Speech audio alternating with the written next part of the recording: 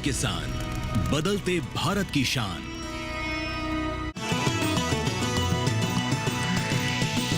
DD किसान, बदलते भारत की शान।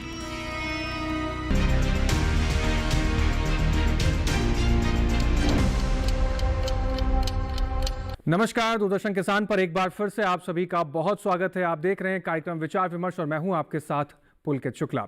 विचार विमर्श के इस कार्यक्रम में हर बार की तरह जानकारियों का विस्तार हम देते हैं आपको, ताकि आप उन जानकारियों का सही इस्तेमाल कर अपनी खेती किसानी में परिवर्तन ला सकें और जो हमारे कृषि जगत में तमाम संभावनाएं हैं उसको हम विकास की ओर ले जा सकें, किसान भाई को उनसे जोड़ सकें। इस कार्यक्रम का ये उद्देश्य रहता है। हर बार की तरह कुछ अलग विषय लेकर हम हाजिर होते हैं ताकि आप तक जानकारियां पहुंचाई जाएं। आज ऐसे कौन से विषय लेकर आए हैं, आइए बताते हैं आपको। विचार विमर्श के इस कार्यक्रम में हम बात करेंगे आज कृषि स्टार्टअप की। हमारे देश के अंदर कृषि जगत में जो संभावनाएं हैं, उन संभावनाओं को सही तरीके से अगर धरातल पर उतारा जाए तो उसमें कृषि स्टार्टअप आज बहुत बड़ी भूमिका निभा रहे हैं।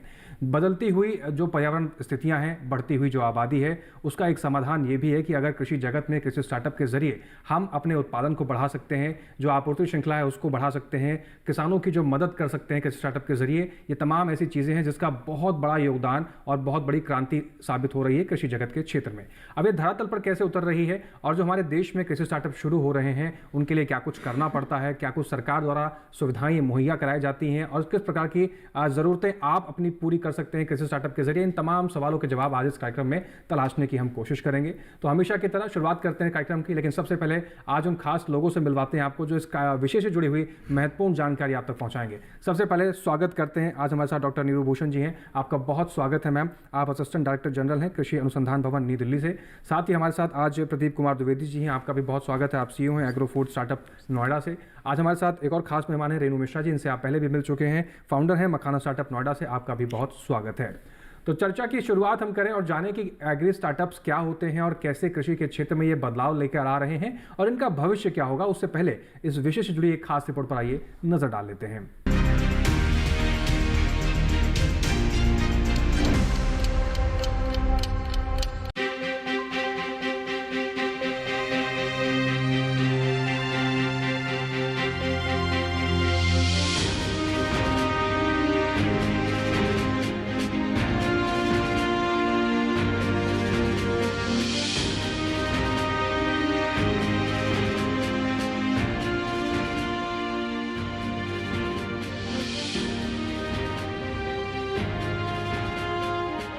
भारत नवाचार, इंक्यूबेशन और स्टार्टअप के लिए एक वैश्विक केंद्र के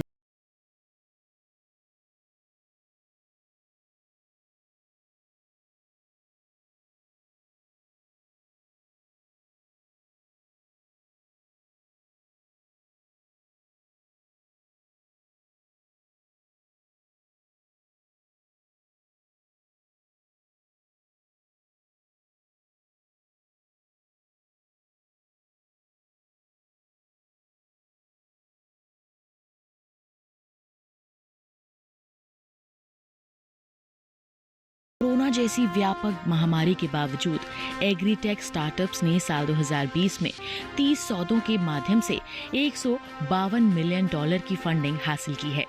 बता दें कि कृषि स्टार्टअप एक नई कंपनी बनाना या एक तरह का व्यावसायिक उद्यम होता है।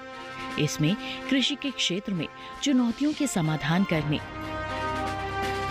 दक्षता में सुधार करने और प्रौद्योगिकी या व्यवसाय मॉडल विकसित करने पर ध्यान केंद्रित किया जाता है। आमतौर पर माना जाता है कि स्टार्टअप सिर्फ सूचना प्रौद्योगिकी, मनोरंजन और इंजीनियरिंग आदि सेवाओं में ही किया जा सकता है, लेकिन कृषि के क्षेत्र में भी स्टार्टअप तेजी से कारोबार के मैदान में आ रहा है। एक अनुमान के मुताबिक भारत में लगभग 600 से 700 एग्रीटेक स्टार्टअप हैं जो कृषि मूल्य श्रृंखला के विभिन्न स्तरों पर काम कर रहे हैं। देश में आज का समय युवा और महिला उद्यमियों द्वारा अपने निजी व्यवसाय को स्थापित और विकसित करने के लिए एक सुनहरा मौका है। सरकार द्वारा युवाओं और महिलाओं को इस क्षेत्र में प्रोत्साहित करने के लिए कई कदम उठाए जा रहे हैं। कृषि क्षेत्र में युवाओं और महिलाओं की भागीदारी को बढ़ाने के लिए भी सरकार ने कई योजनाएं शुरू की हैं। सरकार कई स्टार्टअप योजनाओं के माध्यम से युवाओं और महिला उद्यमियों को उनके नवाचारों को व्यावसायिक स्तर पर पहुंचाने के लिए कुछ शुरुआती सहायता राशि देकर उनकी मदद करती है। इतना ही नहीं, बहुत से स्टार्टअप किसानों के लिए कृषि आदानों और उपकरणों को अधिक किफायती बनाने पर भी काम कर रहे हैं। ये ऑनलाइन बाजार या मोबाइल के माध्यम से उर्वरक, बीज, कृषि उपकरण और दूसरे इनपुट बेचते हैं। कई स्टार्टअप आर्टिफिशियल इंटेलिजेंस की मदद से आपूर्ति और मांग का पूर्वानुमान लगा लेने में सक्षम हो गए हैं। इस तरह का अनुमान बेहतर योजना बनाने और उपज में सुधार लाने का काम करता है। भारत ऐसा देश है जहां मौसम की अनिश्चित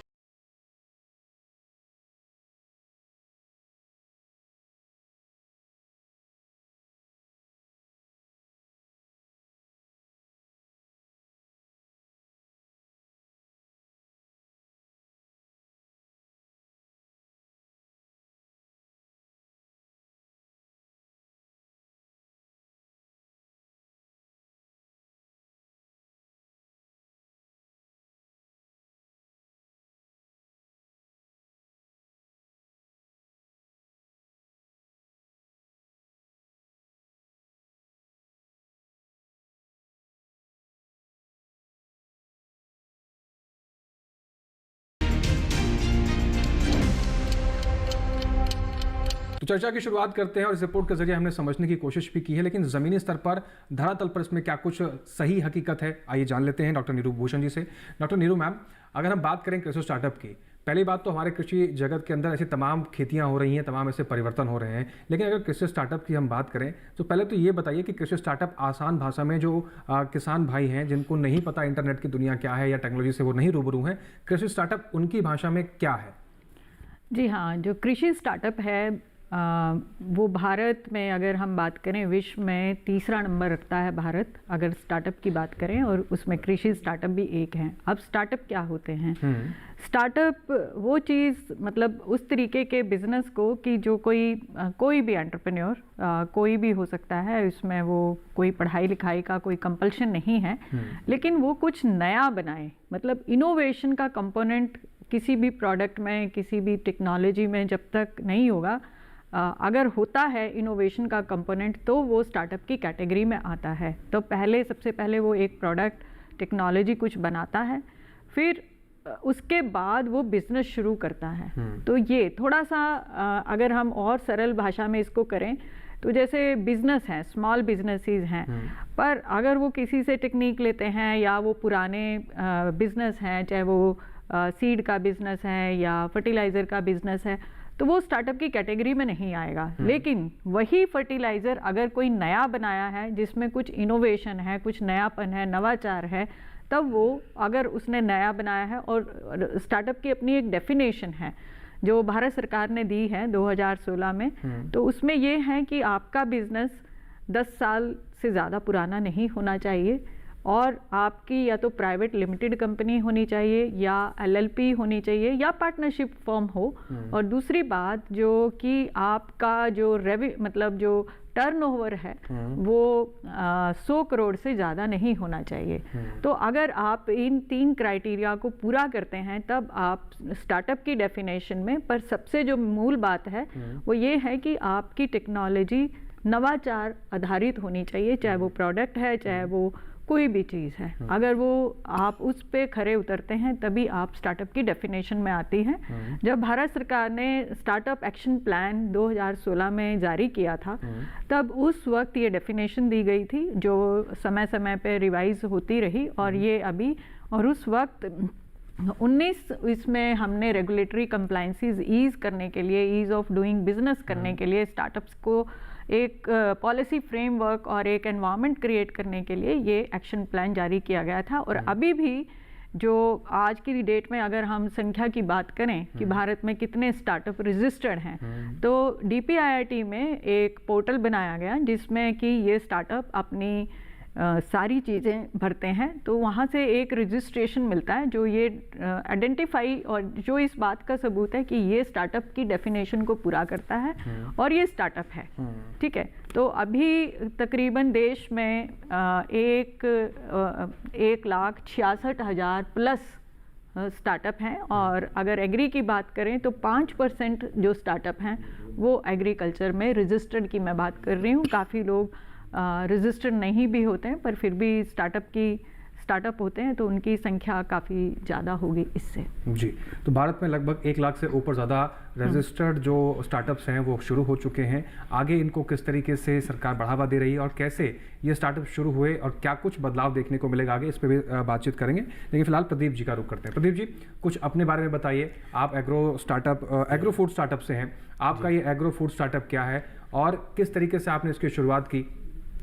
एक्चुअली बेसिकली मैं फूड टेक्नोलॉजिस्ट हूँ और एमटेक मैंने केमिकल इंजीनियरिंग में किया। तो काफ़ी पढ़ाई लिखाई करने के बाद फिर मैंने सोचा कि क्यों ना एग्रीकल्चर में, क्योंकि मेरा एरिया ऑफ इंटरेस्ट था, तो हम लोगों ने कुछ एक ऐसे ही हम लोग फैक्ट्री में कुछ लोग बैठे हुए थे और सोच रहे थे कि फूड क्वालिटी पे हम लोग क्या काम करें। तो दैट इज़ द इनोवेशन का एक आइडिया था।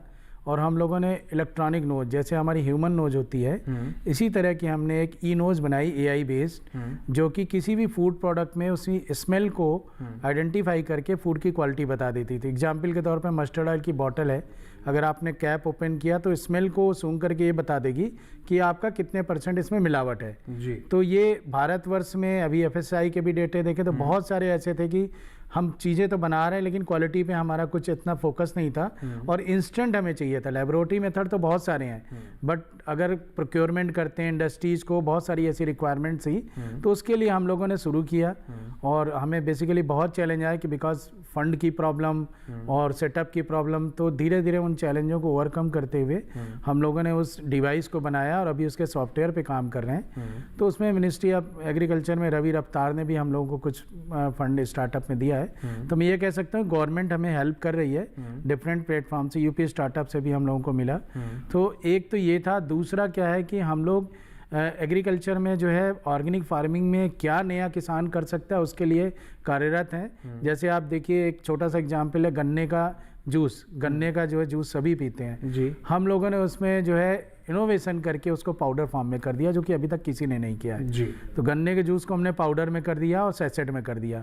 12 महीने तक आप कभी भी कोई भी कहीं भी ले सकता है इसको, और बिना केमिकल प्रिजर्वेटिव के। हमारा पूरा काम जो है विदाउट केमिकल प्रिजर्वेटिव के काम होता है। तो अब वो जो किसान हमारे जो पहले गन्ना लगाते थे शुगर केन, उन्हीं के लिए हमने एक छोटा प्लांट लगाया है। तो अब क्या हुआ कि जो रेट जाता था अब उनको वैल्यू एडिशन कर दिया तो उनको और भी हेल्प हो गई। बिल्कुल बिल्कुल। तो इसी तरह के बहुत सारे ऐसे छोटे छोटे जो हम लोग ऐसे काम को इन्वॉल्व करते हैं जहाँ की फार्मर्स को अपनी जगह रूरल एरियाज़ के जो यूथ है उनको बाहर ना आना पड़े और वहीं पे उनको कुछ ऐसा जो है साधन मिल जाए जिससे कि वो अपनी लाइवलीहुड के लिए जो है काम कर सके। तो एग्री स्टार्टअप में बहुत अपॉर्चुनिटीज़ हैं, बहुत ज़्यादा अपॉर्चुनिटीज़ हैं, बट हमें इसके पीछे ये भी देखना है कि बहुत सारे लोग स्टार्ट तो करते हैं लेकिन थोड़े टाइम के बाद वो फ्रस्ट्रेट हो जाते हैं और छोड़ देते हैं। मतलब बहुत सारा डेटा है ऐसा, करीब अगर 20 लोगों ने स्टार्ट किया तो उसमें करीब 12-15 लोग जो है लास्ट में 1 साल 2 साल के अंदर बंद कर देते हैं।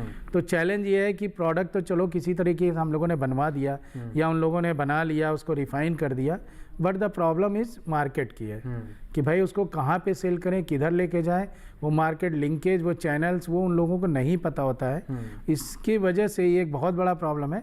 मेरे हिसाब से तो 2-3 चैलेंज हैं जिनको हमें ओवरकम करना चाहिए। गवर्नमेंट भी अभी कर रही है रूरल एरियाज़ के लिए, ऐसा नहीं है, बट थोड़ा और स्ट्रेंथन होना चाहिए। पहला तो ये हो गया कि जो आइडिया हम लेते हैं वो आइडिया एक्चुअल में मार्केट में इम्प्लीमेंट हो सकता है कि नहीं, अदरवाइज एनर्जी वेस्ट होती है। दूसरा क्या है, फंडिंग का है। स्मॉल स्केल पे जो फंडिंग होती है उसका सही यूटिलाइजेशन, सही डायरेक्शन में काम, और फिर उसकी एक मार्केट। उसकी मार्केट के लिए हमें जो है, मैं खुद ग्रामीण एरिया में जाता हूँ, देखता हूँ, तो मुझे ये प्रॉब्लम बिल्कुल सच है कि वो बना लेते हैं लेकिन उसको बेचने में बहुत सारी तकलीफ़ों का उनको जो है सहना पड़ता है। जी, तो ये 3 मूलभूत समस्याएं जो फिलहाल स्टार्टअप में इनको देखने को मिल रही है, लेकिन किस तरीके से इन चुनौतियों से निपटा सकता है इसका भी समाधान करना होगा, क्योंकि हर समस्या का समाधान होता है। रुक करते हैं रेणु मिश्रा जी का। रेणु मिश्रा जी, थोड़ा सा अपने बारे में बताइए, अपने स्टार्टअप के बारे में बताइए, और जिस तरीके से प्रदीप जी ने बताया कि मार्केट तक पहुँचने में थोड़ी समस्या होती है, क्या आपने भी समस्या का सामना किया, और अगर किया तो किस तरीके से समस्या से निपटा जा सकता है आपके स्टार्टअप के जरिए? सर, अभी तो मेरा स्टार्टअप नोएडा में है और हमारे प्रिंसिपल ऑफिस बिहार में है, क्योंकि मेरा जो प्रोडक्ट है वो बिहार का है। मेरा नेटिव प्लेस बिहार में ही है। तो जैसे सर ने कहा कि चैलेंजेस तो होता है और रहता है, मार्केट भी एक है उसमें कि हम प्रोडक्ट तो बना लेते हैं बट इसकी मार्केटिंग कैसे करें, और वो मार्केट तक नहीं पहुंच पाता है, या उससे पहले ही स्टार्टअप सोचते हैं कि नहीं हो पाएगा हमसे। लेकिन चैलेंजेस को तो आउटकम करना ही पड़ता है। और नो डाउट अगर हम बोलें कि चैलेंजेस नहीं आता स्टार्टअप्स में या किसी भी बिजनेस में, वो आते हैं, लेकिन आपको वो करना पड़ेगा। ये आपको रिस्क नो अवॉर्ड, ये है। अगर आप रिस्क नहीं लोगे तो आप कुछ अचीव भी नहीं कर पाओगे। ये हर फील्ड में होता है, नॉट ओनली स्टार्टअप, ये हर एक फील्ड में होता है कि आपको रिस्क लेना पड़ेगा, थोड़ा आपको हिम्मत भी दिखाना पड़ेगा। कोई नहीं, आप फेलियर हो गए तो नेक्स्ट टाइम, क्योंकि इनिशियल फेज में हमें बहुत कुछ सीखने को भी मिलता है और हम सब कुछ नहीं सीखे होते हैं। तो चैलेंजेस आता है, डाउनफॉल भी होता है, बट आपको थोड़ा उद्यमी, इसीलिए कहा जाता है उद्यमी को थोड़ा सा सशक्त होना पड़ता है, थोड़ा वो कंटिन्यूटी होनी पड़ती है कि कुछ लॉस भी हो गए तो हमें। मखाना स्टार्टअप है उसके बारे में थोड़ा सा बताइए कि मखाना स्टार्टअप आपने क्या देख के शुरू किया, मखाना स्टार्टअप जो आपने किया है उसकी आज क्या स्थिति है और क्या प्रोडक्ट आप बनाती हैं? जी, मेरा मखाने का, मैंने जब हमारा कोविड टाइम आया था, हमें, क्योंकि मैं इस फील्ड में नहीं थी, मैं टीचिंग प्रोफेशन में थी, बट लॉकडाउन में मैंने सोचा कि नहीं, कुछ हेल्दी फूड, जैसे बच्चों को बहुत ज़्यादा है कि स्नैक्स खाना है, बाहर की चीज़ें खाना है, तो कि एक स्नैक्स के रूप में हम कुछ हेल्दी बच्चों के सामने हमें रखे। ये मेरा पहला एक विचार आया। फिर हमने सोचा कि क्या हम दे सकते हैं, तो वो सर्च करके आया, मखाना बहुत अच्छा है, और मेरा जो प्लेस है, मेरा जो नेटिव प्लेस है वो बिहार में है, तो क्यों ना मैं वहीं से शुरुआत करूं, मखाने से शुरुआत करूं। और जैसे हमारे मोदी जी भी कहते हैं कि लोकल फॉर वोकल, आप अपने जो लोकल एरिया में जो आपका प्रोडक्ट है आप वहां से शुरू करो, जिससे हमें बहुत ज़्यादा बेनिफिट होता है कि हम वहाँ के लोकल है, तो वहाँ के लोग से जुड़ना, वहाँ के फार्मर से जुड़ना बहुत हमारे लिए ईजी होता है। और अगर आप एक बार फार्मर से जुड़ते हो तो आप उस चीज़ को कहीं ना कहीं एक बहुत नज़दीक से जुड़ते हो, और उस चीज़ को बहुत दूर तक आपका भी विजन होता है कि हाँ, इनकी भी मदद, हम अपने साथ साथ उनकी भी मदद कर रहे हैं। तो एक मेरा विज़न था कि नहीं, हम तो कर ही रहे हैं, हम तो कुछ ना कुछ कर ही लेंगे, लेकिन ऐसा कुछ काम कि हमारे साथ साथ हमारे गांव का भी भला हो, बिहार का भी भला हो, हम अपने फार्मर्स के लिए भी कुछ कर पाए। उनकी जो मार्केटिंग की समस्या थी, आज हम यहाँ पर बैठ के हम बोले कि ठीक है, आप अपना प्रोडक्ट कीजिए, प्रोडक्शन कीजिए, मार्केटिंग के लिए हम हैं, प्रोसेसिंग के लिए हम हैं, इसकी वैल्यू एडिशन के लिए हम हैं, तो उनको भी कहीं ना कहीं ताकत मिली और हमें भी एक सपोर्ट मिला कि हाँ, जो हमारा जो फार्मर्स वाला है, कल्टीवेशन वाला काम है, हम उनके थ्रू, कॉन्ट्रैक्ट फार्मिंग के थ्रू, आज नहीं भी तो हमारे पास 20-25 फार्मर्स हैं जो मेरे साथ जुड़ के काम करते हैं, और भी कई सारे एम्प्लॉयज़ हैं, अनस्किल्ड भी है, उसमें स्किल्ड भी है, जिनके साथ हम जुड़ के अभी काम कर रहे हैं। शुरुआत में थोड़ी सी दिक्कत हुई थी, लेकिन ग्रेजुअली वो सही हो गया। जी बिल्कुल। स्टार्टअप्स की अगर हम बात करें तो स्टार्टअप कुल मिलाकर ये परिभाषित करता है कि किसानों के लिए एक बाजार की व्यवस्था भी करता है, साथ ही साथ न केवल स्वरोजगार बल्कि बाकी लोगों के लिए भी रोजगार पैदा करता है, और जो कृषि जगत में समस्याएं हैं उसका भी काफ़ी हद तक समाधान करता है। नई तकनीकों का, नवाचार का इस्तेमाल कर किसान भाइयों के लिए एक ब्रिज का काम करता है ताकि वो बाजार तक पहुंच सके, उनकी उपज का सही मूल्य भी उनको स्टार्टअप के जरिए मिलता है। अभी तक की बातचीत में भाषा परिभाषित समझ आई है, आगे इसमें क्या कुछ खास है ये भी समझेंगे, लेकिन फिलहाल यहाँ वक्त हो गया एक छोटे से ब्रेक का। आप बने रहें, देखते रहें विचार विमर्श, हम जल्द लौट रहे हैं।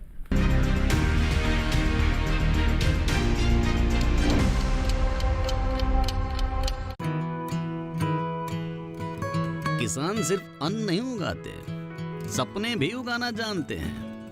इन्हीं सपनों के लिए फसल उगाने का खर्च कवर करता है SBI का किसान समृद्धि ऋण, जो पूरी करे प्रगतिशील किसान की हर आवश्यकता। ये लोन उपलब्ध है 5 लाख से 50 करोड़ की धनराशि तक। इस लोन में मिलती है क्रॉप साइकिल के अनुसार भुगतान की सुविधा। सिक्योरिटी के रूप में मान्य है एग्रीकल्चरल लैंड या कोई अन्य मान्य संपत्ति। इस तरह SBI का किसान समृद्धि ऋण बन रहा है किसान की उन्नति का आधार।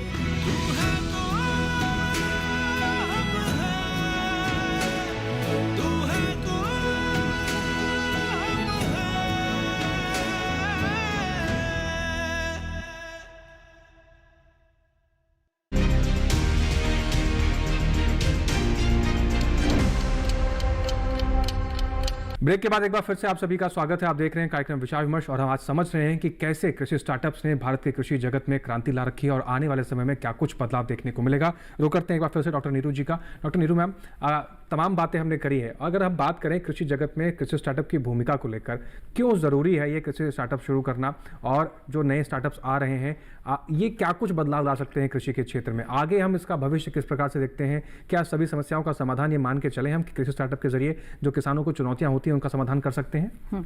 जैसे कि आपके प्रश्न के 2-3 पार्ट्स हैं। आपने पहली बात पूछा कि ये क्यों ज़रूरी है, तो आप ये देखिए कि भारत में 48% जो हमारी आबादी है वो कृषि के क्षेत्र पर निर्धारित है। बिल्कुल। तो इसलिए एक बहुत बड़ा पूल है हमारे पास युवाओं का, और भारत एक बड़ा यंग देश है। जो हमारी 50% से आबादी है वो 35 वर्ष की आयु से नीचे की है जी। तो अब हमारे पास इतना बड़ा टैलेंट पूल है जिसमें हमारे को उनको एक अच्छा रोजगार का अवसर और उनके जो क्षमताएं हैं उनको प्रॉपर हमें देश के बढ़ावे के लिए, देश के मतलब प्रगति के लिए, विकास के लिए हमें यूज़ करना है। तो स्टार्टअप एक बहुत अच्छा मतलब तरीका है जिसके तहत वो अपनी एनर्जी को और अपनी क्षमताओं को जो उन्होंने लिखाई पढ़ाई की है और एक इनोवेशन कर सकते हैं, नवाचार कर सकते हैं। तो और साथ के साथ वो रोजगार सृजन भी करते हैं। एक स्टार्टअप, ये डाटा हमारा कहता है कि एक स्टार्टअप लगभग 11 लोगों को रोजगार देता है। तो इसलिए अगर हम कृषि के क्षेत्र में स्टार्टअप की ये एक बहुत बड़ी महत्वपूर्ण भूमिका है। दूसरी बात, आज अगर हम कृषि की बात करें तो कृषि जो है आने वाले दिनों में चेंज होगी, क्योंकि क्लाइमेट चेंज की एक बहुत बड़ी चुनौती हमारे सामने है। दूसरी बात, कॉस्ट ऑफ कल्टीवेशन जो है वो हमें रिड्यूस करनी है, प्रोडक्शन हमें बढ़ानी है, एफिशिएंसी ऑफ रिसोर्सेज वो हमें बढ़ाने हैं। तो वो सब चीज़ें टेक्नोलॉजी के माध्यम से ही होंगी, और टेक्नोलॉजी की स्पीड हमारी 2 गुना 3 गुना हो जाती है जब ये स्टार्टअप आ जाते हैं। और डेफिनेटली स्टार्टअप्स, ऐसे भी स्टार्टअप हैं जो हमारा डाटा कहता है कि 82% जो स्टार्टैप हैं वो एग्रीकल्चर क्षेत्र में उन्होंने पढ़ाई लिखाई नहीं की है। वो IITs के लोग हैं, इंजीनियर्स हैं, मैनेजमेंट के स्टूडेंट्स हैं। तो यहाँ पर अगर हमें उन्हें अपने साथ लेना है और एग्रीकल्चर में उनका योगदान, एक महत्वपूर्ण योगदान लेना है, तो एग्रीकल्चर के डोमेन के नॉलेज वालों को और स्टार्टअप में जिनमें ये क्षमता है जो ये नवाचार कर सकते हैं और कर रहे हैं, तो उनको साथ लेकर के चलने की ज़रूरत है। तो यहीं पे हमारे जो इंक्यूबेशन सेंटर्स हैं वो एक बहुत बड़ा भूमिका अदा करते हैं, जो कि तकरीबन रिसर्च इंस्टीट्यूशंस में हैं, ICR के रिसर्च इंस्टीट्यूशन में हैं, स्टेट एग्रीकल्चर यूनिवर्सिटीज़ में हैं, और कई बार हमने IITs का भी सहयोग लिया है। लेकिन मेजरली चूँकि ये एग्रीकल्चर डोमेन की बात है, तो ये सब मिलकर के स्टार्टअप्स को हेल्प करते हैं टेक्निकल ग्राउंड पे कि इनकी टेक्नोलॉजी, क्योंकि बहुत हमने ऐसे देखा है जैसे इंजीनियर्स हैं, बहुत अच्छे अच्छे इंस्टीट्यूशंस के इंजीनियर्स हैं और वो कोई मशीन बना रहे हैं, लेकिन वो रोड पे एक अलग तरीके से काम करती है और खेत में एक अलग तरीके से काम करती है। उसमें फोर्स कितना लगेगा, ये कितना जनरेट करेगा और कितना क्योंकि फील्ड का तो कहीं मडी भी है, कहीं ज़्यादा दिक्कत है, और फील्ड में जैसे कई बार वीडिंग होती है तो वहाँ बच्चों ने उनकी सिचुएशन नहीं देखी होती। वो एक कंसेप्चुअलाइजेशन और एक उस तरीके से काम करते हैं, पर प्रैक्टिकली ये कैसे वर्क करेगा और कितनी कैसे चाहिए और क्या मॉडिफिकेशन करके हम उस टेक्नोलॉजी को एग्रीकल्चर के लिए बना सकते हैं, कृषि के लिए बना सकते हैं। तो यहाँ पर एग्रीकल्चर के एक्सपर्ट जो कि इंस्टीट्यूशंस के माध्यम से इनके साथ जुड़ते हैं और इंक्यूबेशन के माध्यम से जुड़ते हैं, और स्टार्टअप, तो मिलकर के हमारी स्पीड दुगना तिगना हो जाती है, ताकि हमारी नई नई टेक्नोलॉजीज आती हैं। एक डाटा के अनुसार जैसे अभी हमारे पास तकरीबन, हालांकि 1.5 लाख से ऊपर के रजिस्टर्ड स्टार्टअप हैं, पर अग्री टेक की बात करें तो तकरीबन हमारे पास 7,000 के आसपास हमारे पास एग्री टेक स्टार्टअप हैं। तो ये हमारे पास एक एक्स्ट्रा फोर्स है जो हमारे रिसर्च इंस्टीट्यूशन के का फोर्स था, स्टेट एग्रीकल्चर यूनिवर्सिटी का या ICR इंस्टीट्यूशन का। तो ये एक एक्स्ट्रा हमारे पास फोर्स है जो कि अपने माध्यम से बिना हमारे कैपिटल के टेक्नोलॉजी को बढ़ा रहा है। सिर्फ हमें उनको थोड़ी टेक्निकल सपोर्ट देनी है कि ये ऐसे नहीं ऐसे चलेगा। तो इसलिए इनकी भूमिका आने वाले दिनों में बहुत महत्वपूर्ण होगी।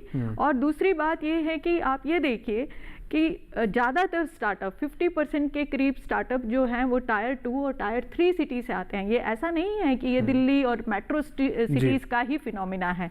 ये टायर 2 टायर 3 सिटी में भी रोजगार सृजन कर रहे हैं, लोगों के साथ कनेक्ट कर रहे हैं, वहाँ के हिसाब से आइडेंटिफाई करते हैं कि क्या प्रॉब्लम्स हैं, लोकल प्रॉब्लम्स को भी आइडेंटिफाई करते हैं। क्योंकि जो एग्रीकल्चर का फील्ड है वो बड़ा हाइपर लोकल है। हाइपर लोकल क्या मतलब, हमारे एक रीजन में जैसे चिली उगती है, एक रीजन में हमारे माल्टा उगता है, तो उस रीजन की प्रॉब्लम्स अलग अलग हैं, उस रीजन की रिक्वायरमेंट्स अलग अलग हैं। अगर स्टार्टअप वहाँ से आते हैं तो वो उस पर्टिकुलर क्रॉप के लिए काम करते हैं, उस पर्टिकुलर क्रॉप को देखते हैं। तो हमें जो हमारे देश में विविधता है हम उसको कैटर कर पाते हैं, क्योंकि ये बच्चे सारी जगह फैले हुए हैं। आज की डेट में 770 डिस्ट्रिक्ट, जो 800 में से 770 डिस्ट्रिक्ट के अंदर एटलीस्ट एक स्टार्टअप है ही।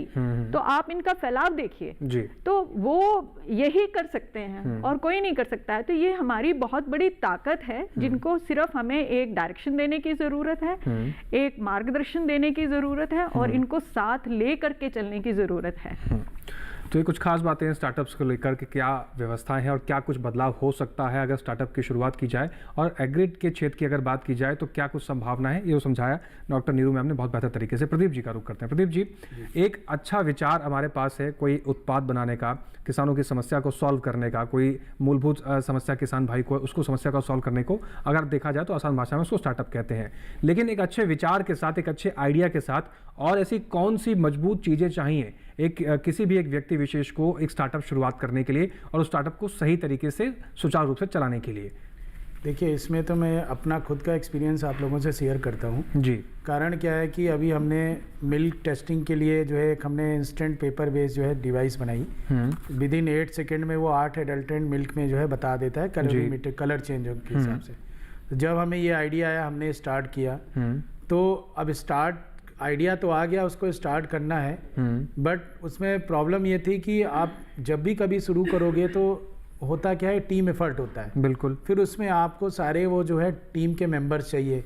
कोई केमिस्ट्री में एक्सपर्ट होगा, कोई आपका जो है सॉफ्टवेयर में होगा। तो एक जो हमें शुरुआत करने के लिए होता है कि आइडिया तो हम ले लिए, बट उसको परफॉर्म करने के लिए हमें उस एरिया के एक्सपर्ट्स की एक टीम चाहिए। और वो बीइंग ए स्टार्टअप, स्टार्ट में मिलना बहुत मुश्किल होता है अनटिल अनलेस आप काम करके उसमें ना दिखाइए। तो ये एक हम अपना एक्सपीरियंस बताते हैं कि हमें शुरू में बहुत प्रॉब्लम हुई। और जैसा मैंने पहले अपने वक्तव्य में बताया था कि एक हमें इनिशियल जो अपना एक प्रोटोटाइप बनाने के लिए हमें जो एक स्मॉल स्केल फंड चाहिए वो हमें नहीं मिला। तो हमने फैमिली और फ्रेंड से स्टार्ट करके उसको शुरू किया। बाद में हमें रवि रफ्तार पूसा ने भी पैसे दिए। मतलब ये होता है कि आप स्टार्ट करने तक अपने आप को थोड़ा सा सस्टेन करके रखें। और जब आपका, क्योंकि जब भी हम कहीं जाते थे तो वो हमसे यही पूछते थे कि आप पहले दिखाइए जी। तो ये बहुत बड़ा एक चैलेंज है कि जब तक हमारा अनटिल अनलेस कोई प्रोडक्ट तैयार नहीं हो तो हम उनको क्या बताएं। इवन दो प्रोटोटाइप बनाने के लिए भी हमें बहुत सारे चैलेंज, उसमें सेंसर बेस्ड सेंसर्स हमने बाहर से मंगाए, इंडिया में थे नहीं। तो बहुत सारी चीज़ों का कलेक्शन, उनको कंपाइल करके अपनी चीज़ को प्रेजेंट करने के लिए we have face a lot of challenge. हमने बहुत सारे चैलेंज इकट्ठा किए। करीब 1.5 साल के बाद वो हमारी किट बनी। तो आज की डेट में वो किट मिल्क टेस्टिंग किट, जो मिल्क किट के नाम से है, अब जिनके पास ले जाते हैं तो वो वाला फेस हम लोगों ने कवर कर लिया। बिल्कुल। तो now we are getting response from market as well as government. तो ये चीज़ें हैं कि आप बनाने के लिए आपको एक अच्छी टीम चाहिए। वो जो टीम है उस मिलने में हमें शुरुआत में बहुत परेशानी हुई सर। तो ये है कि आप स्टार्टअप में धैर्य का, पेशेंस का जो है एक परिचय दें और अपने जो भी प्रोडक्ट, जो भी आइडिया है उसके लिए पूरा एक पाथ पहले से डिजाइन कर लें कि हमें किस किस स्टेज पे कहाँ का क्या क्या जरूरत पड़ेगी और हम कहाँ जा सकते हैं। तो ये हमें बैकवर्ड ट्रेसेबिलिटी का एक पूरा मैपिंग करनी पड़ेगी।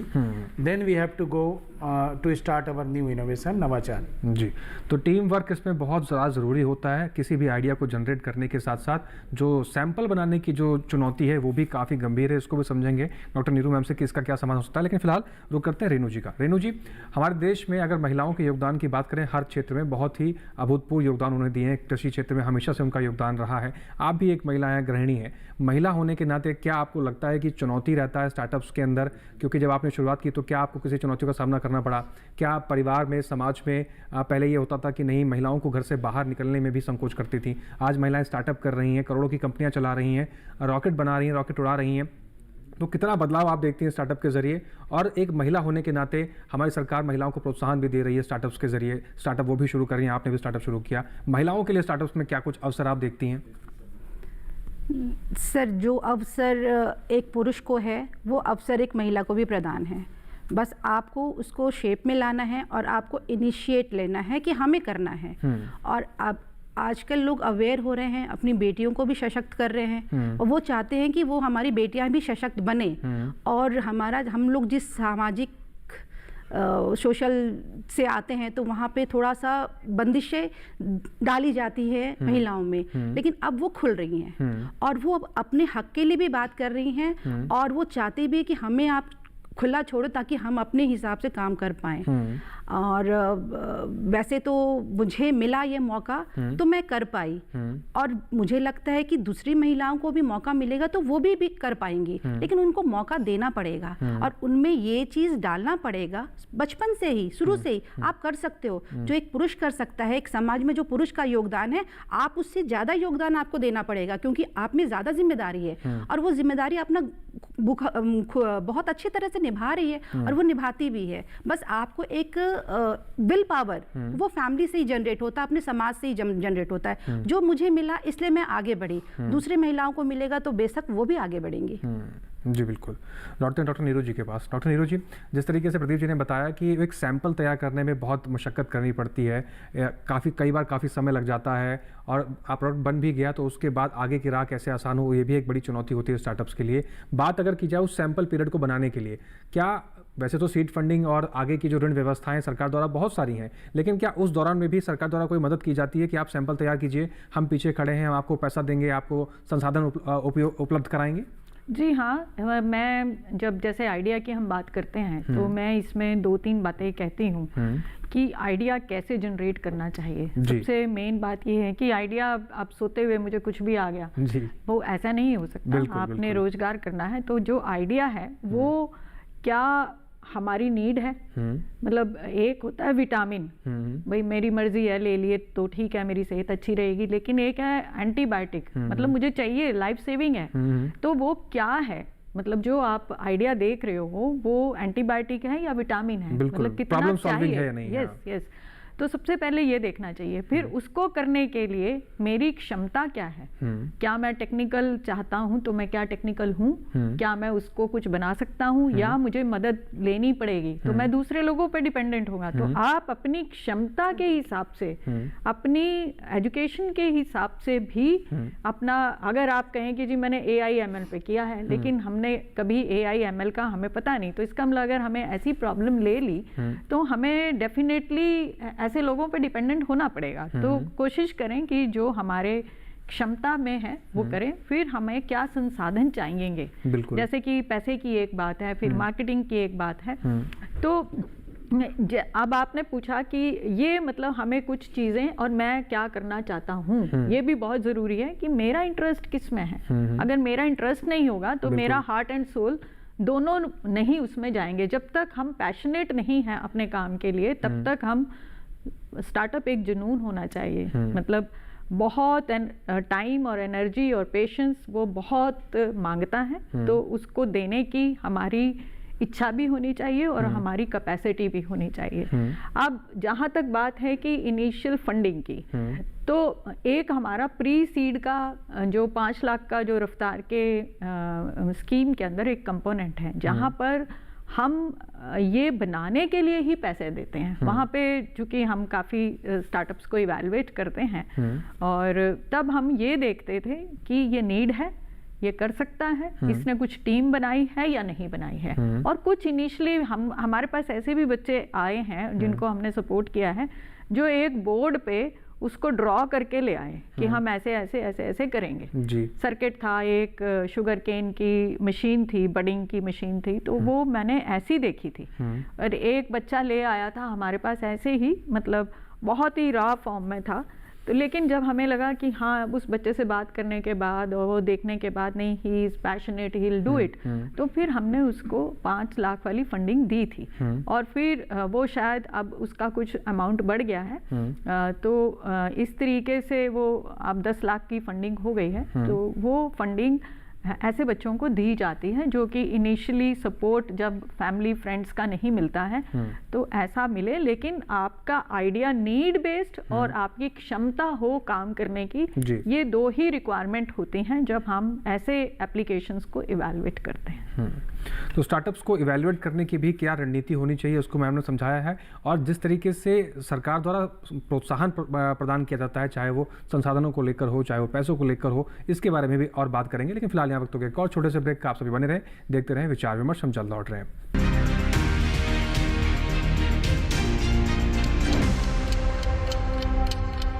आज देश का किसान बढ़ा रहा है कृषि आधारित उद्योग की ओर कदम। उसकी इस यात्रा में साथ है SBI का agri and food enterprise loan. हर प्रकार की फूड प्रोसेसिंग तथा कृषि निर्यात इकाई के लिए संपूर्ण समाधान। ये लोन उपलब्ध है 1 लाख से 100 करोड़ की धनराशि तक, और इसको चुकाने की समय सीमा है अधिकतम 10 साल। क्रेडिट गारंटी कवर की सीमा तक 0 कोलेटरल सिक्योरिटी। SBI का agri and food enterprise loan बन रहा है किसान की उन्नति का आधार।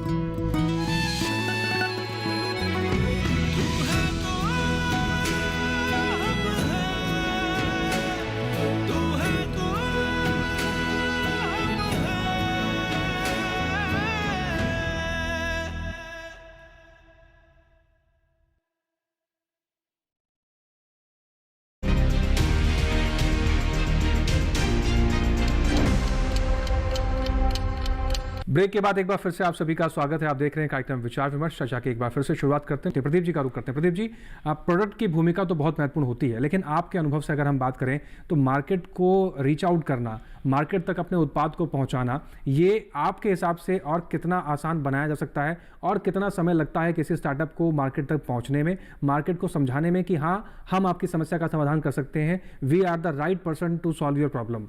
इसमें मैं अपना ही एक्सपीरियंस आपसे शेयर करूंगा। अभी मेरी लास्ट ईयर कुछ यूपी गवर्नमेंट के अधिकारियों के साथ भी मीटिंग हुई थी, तो उसमें मैंने अपना एक सुझाव दिया था कि एग्री या फूड कोई भी स्टार्टअप हो, अगर उन्होंने उस स्टेज पर लेके आए, प्रोडक्ट उन्होंने बना दिया है, तो उनको मार्केट में ले जा करके सेल करने में बहुत सारे चैलेंज फेस करने पड़ते हैं।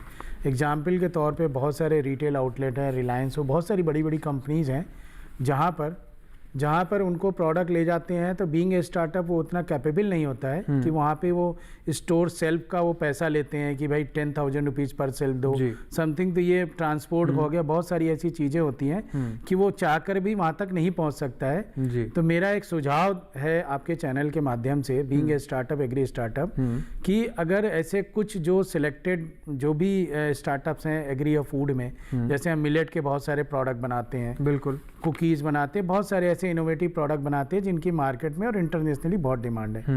तो मैं इंडिया की उसमें बात कर रहा हूँ कि आप गवर्नमेंट या जो भी जैसे एग्रीकल्चर के जो सपोर्टिव सिस्टम्स हैं गवर्नमेंट के, वो उन लोगों को एक स्पेशल काइंड का कुछ या तो लोगो हो या कुछ ऐसा आइडेंटिफिकेशन दें जिससे कि, और वो जो प्राइवेट कंपनीज हैं उनको भी ये कम्युनिकेट हो कि भाई ये हमारे स्टार्टअप हैं, इनसे आप चार्ज नहीं करोगे, इनको आप सपोर्ट करोगे, इनको आप जो है स्टार्टिंग में या तो टाइम टेन्योर रख लें 2 साल 3 साल उनको स्केल अप करने तक या मार्केट में रीचेबिलिटी तक पहुंचने तक।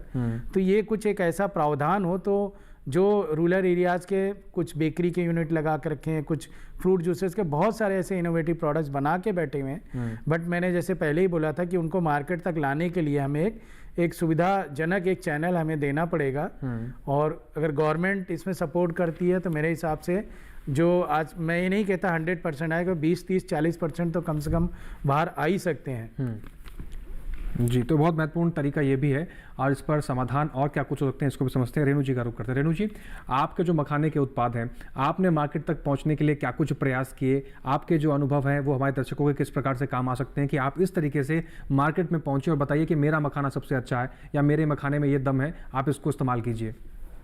पहले तो मैं ये बोलूँगी हर मखाने में दम है, और हमारा इसलिए स्पेशल है क्योंकि थोड़ा हम उसे शॉर्टिंग ग्रेडिंग प्रॉपर करते हैं और उस पर थोड़ा हम ध्यान देते हैं कि हमारी क्वालिटी, हमारा जो यूएसपी हमारी क्वालिटी है कि हमारी क्वालिटी अच्छी रहे और हम कंज्यूमर को अच्छा सर्व कर पाएँ। और उसमें वैल्यू एडिशन का भी ऑप्शन है हमारे पास कि अगर आप नमकीन खाना चाहते हो तो हमारे पास मखाने की नमकीन भी है, रेडी टू ईट खीर भी है कि आप बस पानी डालो और आपकी खीर तैयार है, मखाने की और हेल्दी फूड।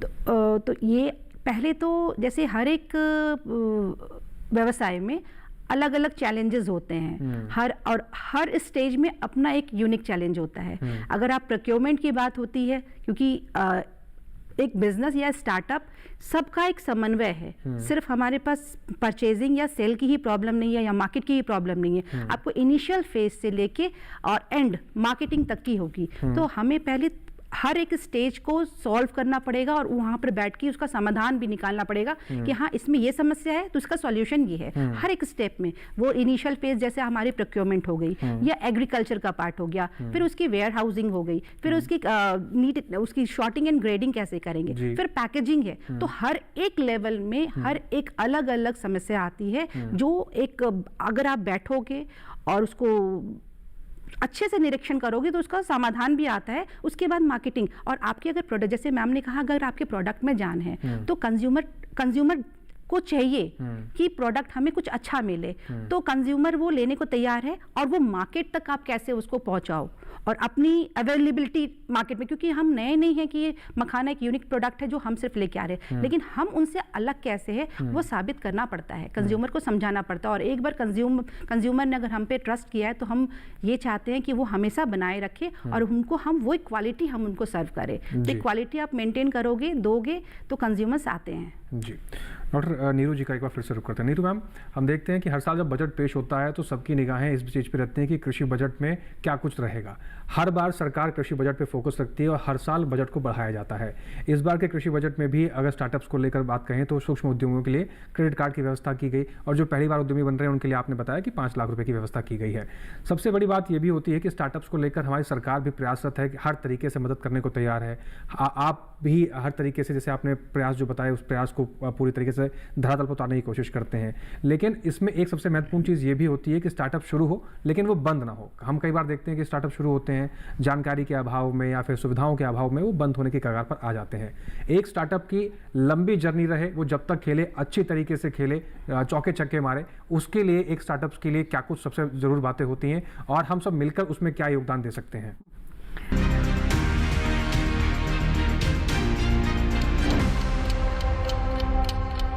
खाद्य प्रसंस्करण के लिए समर्थन। पूर्वोदय के प्रति हमारी प्रतिबद्धता के अनुरूप हम बिहार में खाद्य प्रौद्योगिकी, उद्यमिता और प्रबंधन का एक राष्ट्रीय संस्थान स्थापित करेंगे। पूर्वी क्षेत्र में खाद्य प्रौद्योगिकी संस्थान स्थापित करेंगे। पूर्वी क्षेत्र में खाद्य प्रसंस्करण गतिविधियों को मजबूत प्रोत्साहन मिलेगा। इससे किसानों को उनकी उपज में मूल्यवर्धन के माध्यम से एक बेहतर आय प्राप्त होगी और 2, युवाओं के लिए कौशल उद्यमिता और रोजगार के अवसर पैदा होंगे।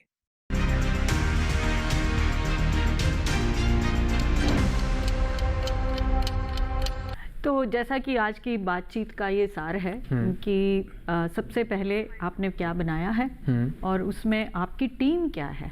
अगर आपकी टीम मजबूत है तो ये नहीं बनेगा तो कुछ और बनेगा।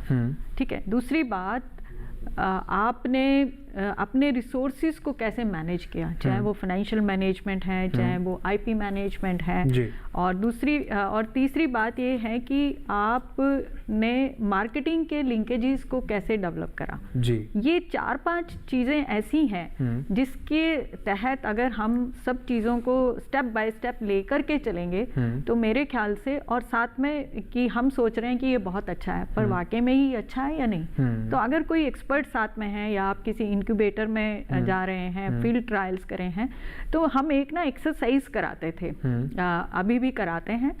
तो जहाँ पे हम ये बताते थे कि आपने ये बनाया, अब इसमें ये देखिए कि कितने लोग इसमें जुड़े हैं, क्या रेगुलेटरी कंप्लायंस होंगे, क्या फाइनेंशियल कंप्लायंस होंगे, क्या इंडस्ट्री होगी, क्या पॉलिसी वाले चाहते हैं, या आपके कंज्यूमर कौन से हैं। तो आप सबसे बात करिए और उसके अंदर आप एक स्टोरी फॉर्म में उनसे पूछिए जी। अब उनमें से जब आप बात करते हैं तो वो बहुत कुछ हमारे प्रोडक्ट के बारे में बता देते हैं, बिल्कुल, और बहुत कुछ इंडस्ट्री आइडिया दे देती है कि ये चलेगा या नहीं चलेगा। पॉलिसी वाले बता देते हैं कि ये हमें चाहिए, हम इसको सब्सिडी में ले सकते हैं, या हमें ऐसा चाहिए। कंज्यूमर ये बताएगा कि ये इतने प्राइस में चाहिए और मुझे इसमें ये फीचर फालतू है, ये नहीं चाहिए, ये फीचर हमें चाहिए, ये जरूरी है। तो उस और ये रेगुलेटरी कंप्लायंसेस में इतना टाइम लगेगा। अगर आप बायो फर्टिलाइजर की बात करें, बायो पेस्टिसाइड्स की बात करें, बायोस्टिमुलेंट्स की बात करें, तो उसमें हमारे रेगुलेटरी कंप्लायंसेस हैं। तो ये इतना पैसा लगेगा, इतना ये रहेगा, इतने ये रिसर्च इंस्टीट्यूशन है, ये हेल्प करेंगे। तो आपके सामने एक, जैसे कहा कि माइंड मैपिंग हो जाती है बिल्कुल सारी चीज़ों की। जब हम ये सारा कर लेते हैं और तब हम एक निर्णय लेते हैं, तो वो निर्णय काफ़ी हद तक काफ़ी हमारे पास एक स्टडी बेस्ड निर्णय आता है, जिसमें हमारे मरने के चांस काफ़ी कम होते हैं। दूसरी बात, जो एक क्रिटिकल स्टेज मैंने बताया आपको कि स्केल अप के पॉइंट पे बहुत सारी स्टार्टअप 4-5 साल तक करती हैं, क्योंकि वो तब तक छोटी होती हैं, छोटे छोटे वो अपने मैनेज करते रहते हैं, छोटा छोटा उनका बिजनेस चलता रहता है, 5-7-10 लाख रुपए वो कमा लेते हैं और 40-50 लाख 1 करोड़ के आसपास वो पहुंचते हैं। लेकिन जब उनको 1 से 10, 10 से 100, 100 से 1000 वहाँ जब पहुंचना होता है उस स्केल पे, तो एक्चुअल चैलेंज वहाँ आते हैं। तब उसके अंदर मार्केटिंग, प्रोडक्शन और फिनेंस, ये तीनों ही चैलेंज हैं। पर जब हम छोटी स्टेज में चलते हैं और कई बार क्या करते हैं, हम एक्सपेंशन करते चले जाते हैं और हमें यूनिट इकोनॉमिक्स नहीं पता लगती कि मेरा कितना पैसा लग रहा है, कितना मैं निकाल रहा हूँ। तो यहाँ पे फाइनेंशियल मैनेजमेंट एक बहुत ज़रूरी है। तो एक्सपेंशन करने से पहले आप अपने पैर मजबूती से जमाइए जी, यानी कि जड़ें पहले मजबूत कर लीजिए, फिर उस आपने जो स्टार्टअप्स हैं उसके विकास को और आगे बढ़ाइए, तभी आप अच्छी तरीके से आगे बढ़ पाएंगे। बहुत शुक्रिया डॉक्टर नीरू मैम आपका, आपने बहुत महत्वपूर्ण जानकारी किसी स्टार्टअप को लेकर हमारे दर्शकों तक पहुंचाई है और उम्मीद करेंगे इन सभी जानकारियों से हमारे दर्शक लाभ भी लेंगे। प्रदीप जी आपका भी बहुत शुक्रिया हमारे साथ जुड़ने के लिए, रेणु जी आपका भी बहुत शुक्रिया हमारे साथ जुड़ने के लिए, तमाम जानकारियाँ कृषि स्टार्टअप को लेकर साझा करने के लिए। विचार विमर्श के इस कार्यक्रम में आज फिलहाल बस इतना ही, और जाते जाते कुछ खास बातें आपको बताते हैं कि हमारे प्रधानमंत्री कई बार ये बात कहते हैं कि यही समय है, सही समय है, और हमारे युवाओं के लिए तो बिल्कुल सही समय है, क्योंकि जो हमारे युवाओं की जो सोच है, जो उनके अंदर जो जोश है, उस जोश का, उस सोच का सही इस्तेमाल करेंगे तो कृषि स्टार्टअप के अंदर जो अपार संभावनाएं हैं उसको एक कीर्तिमान स्थापित करने की क्षमता हमारे युवा आज के रखते हैं। और भारत के अंदर कृषि स्टार्टअप को लेकर एक क्रांतिकारी बदलाव हो रहा है। तो इस समय का सही इस्तेमाल कीजिए, इन जानकारियों का सही इस्तेमाल कीजिए, और आपके पास कोई आइडिया है कृषि स्टार्टअप को शुरू करने के लिए तो सरकार की जो तमाम व्यवस्थाएं हैं उसका लाभ उठाइए, कृषि स्टार्टअप में आगे बढ़िए, और हमारे देश में जो क्रांति आ रही है उसमें एक अपना महत्वपूर्ण योगदान आप दे सकते हैं। इसके साथ ही आज के विचार विमर्श कार्यक्रम में बस इतना ही, लेकिन जाते जाते आपको पता है आपको क्या करना होता है। हमारे इस कार्यक्रम से जुड़ी कोई भी जानकारी आपको चाहिए होती है या कोई आप हमें सुझाव देना चाहते हैं, आप हमारी ईमेल आईडी का इस्तेमाल कर सकते हैं, vichar-vimarsh08@gmail.com। आपके सुझावों का हमें बेसब्री से इंतजार रहता है। साथ ही साथ इस कार्यक्रम में कोई जानकारी आपसे छूट गई है, दोबारा इस कार्यक्रम को देखना चाहते हैं या कहीं तक आप इस कार्यक्रम को पहुंचाना चाहते हैं, तो आप हमारे QR कोड का इस्तेमाल कर सकते हैं यूट्यूब चैनल पर जाकर। टेलीविजन स्क्रीन पर दिखाए जा रहे QR कोड को इस्तेमाल कीजिए, पहुंच जाएंगे सीधा आप DD किसान के यूट्यूब चैनल पर। वहां पर भी विचार विमर्श के इस कार्यक्रम को आप कहीं पर भी, कितने लोगों के साथ बैठकर भी दोबारा से भी आप इस कार्यक्रम को देख सकते हैं। इसके साथ ही आज के लिए बस इतना ही, फिर से हाजिर होंगे नए विषय, नए मेहमानों के साथ, नई जानकारियों के साथ। फिलहाल हमें दीजिए आप इजाजत, बने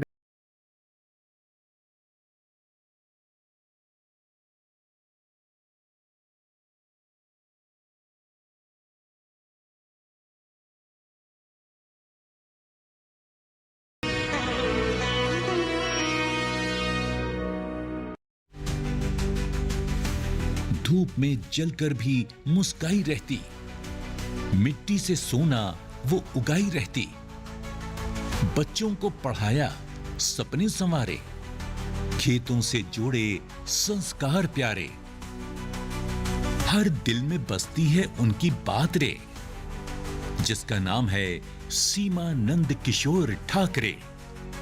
नए हौसलों की नई उड़ान, भारत की फार्म लेडी, धरती की शान।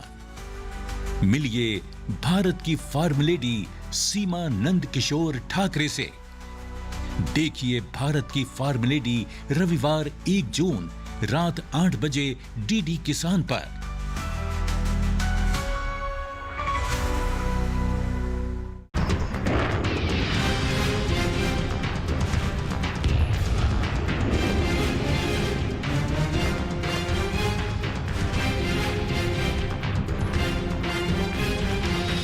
जब भारत के सैनिक मां भारती की जय बोलते हैं तो दुश्मन के कलेजे कांप जाते हैं।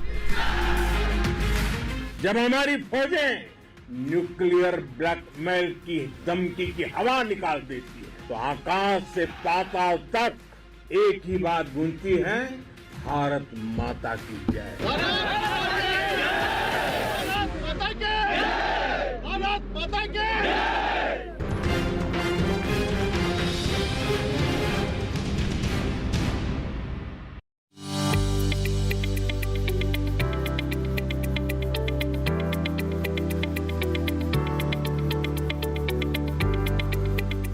नमस्कार। हरियाणा के फरीदाबाद के गांव पनहेड़ा खुर्द हम पहुंचे हैं और यहां किसान यात्रा के दौरान समझेंगे लोगों से कि कितने हमारे किसानों की जिंदगी बदल रही है। सरकार ने सब काम बढ़िया किए, गांव गैल सड़क है और हमारे क्षेत्र में शहर से पहले चूल्हे पर गैस और पानी का प्रबंध है। हम अपने लिए रोजगार की तलाश में थे, आज हम दूसरे लोगों को रोजगार देने की क्षमता में पहुंच गए हैं। सरकार इस मुर्रा भैंस को बढ़ाने के लिए काफी स्कीम चला रही है और पशुपालकों को इनाम भी देती है। सरकार काम बढ़िया कर रही है, सड़क नाली भी बढ़िया बन रही है, काम भी बढ़िया हो रहा है। देखिए हरियाणा के फरीदाबाद के गांव पनहेड़ा खुर्द से खास कार्यक्रम किसान यात्रा 3 जून मंगलवार दोपहर 3 बजे, पुनः प्रसारण रात 9:30 बजे, सिर्फ डीडी किसान पर।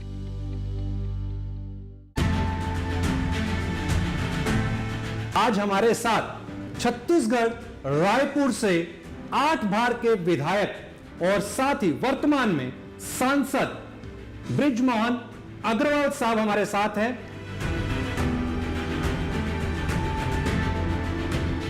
किसान को साल भर इनकम चाहिए तो उसको एक पार्ट में फसल लेना चाहिए, एक पार्ट में उसको हॉर्टिकल्चर करना चाहिए, फल फूल सब्जी की खेती करना चाहिए, एक पार्ट में उसको मछली पालन मुर्गी पालन करना चाहिए और एक पार्ट में उसको पशु पालन करना चाहिए, जिससे पूरे साल भर उसको इनकम हो। किसान को भी एक्सपोर्ट करने के लिए और अपनी आय बढ़ाने के लिए जो एक्सपोर्ट करने के जो नॉर्म्स हैं उन नॉर्म्स को हमको फॉलो करना पड़ेगा। किसी जमाने में भारत विश्व गुरु होता था, सोने की चिड़िया होता था, तो फिर से भारत मोदी जी के नेतृत्व में विश्व गुरु की तरफ बढ़ रहा है। देखिए अपना कमोडिटी एक्सपर्ट की खास पेशकश रायपुर सांसद बृजमोहन अग्रवाल जी के साथ इस शुक्रवार रात 9 बजे सिर्फ डीडी किसान पर।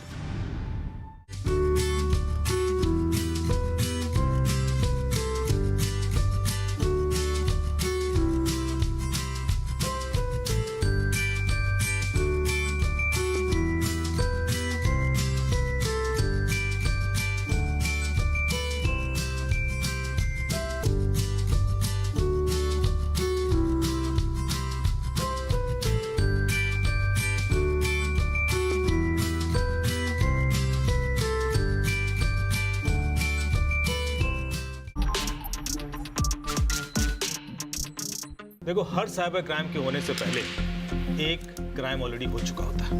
मतलब अनिकेत का डेटा कहीं से तो चोरी हुआ है। 200 मीटर और सीधा जाए। यार ये तो कोई कंस्ट्रक्शन साइट लग रही है। सब खाली पड़ा है। We lost them, sir. Cyber criminal कभी साइलेंट नहीं होते, वो अपनी पहचान बदलते हैं। साइबर क्राइम की दुनिया बच के रहना, सोमवार से गुरुवार रात 10:30 बजे डीडी नेशनल पर। जब अर्जुन संशय में थे, श्री कृष्ण ने दिया उन्हें अमृत ज्ञान। अब वही श्रीमद् भगवद गीता का दिव्य ज्ञान पूज्य श्री सुधांशु जी महाराज के वचनों में देखिए गीता ज्ञान अमृतम, केवल डीडी नेशनल पर, प्रतिदिन प्रातः 7 बजे।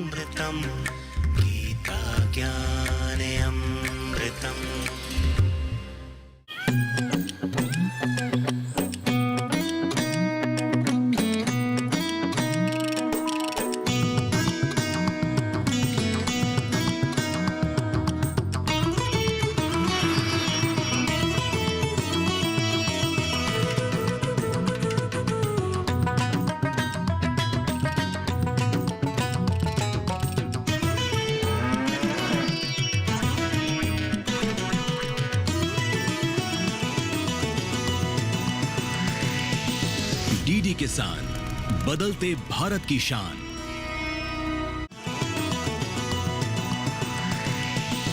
डीडी किसान, बदलते भारत की शान।